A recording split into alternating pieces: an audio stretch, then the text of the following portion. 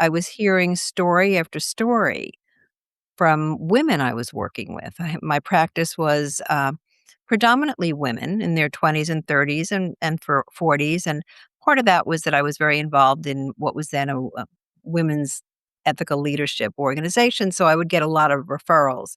And I'm New York based, and more women seek out therapy. At least they did in those days. And I think that's still true.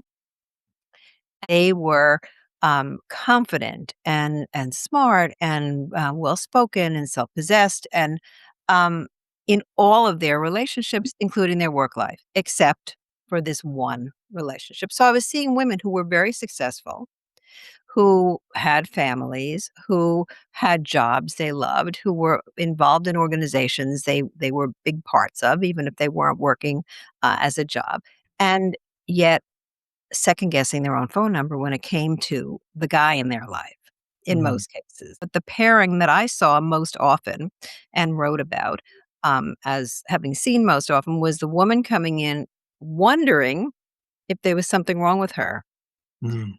or, um, what was going on, feeling completely out of sorts. And, of course, I think it would not surprise people to know that when women would come to my office, if they would have a bruise or they would be black and blue, or they could report that their partners or their husbands yelled at them and cursed at them, it would be easy to say, "He's horrible, he did this to me." But when there was this kind of fog around what actually had happened, or their husband was telling them things about themselves, they putting their character down, telling them they have no memory, they can't do anything. Suddenly, they would start pointing their fingers at themselves and they would say, "What's wrong with me?" Yeah.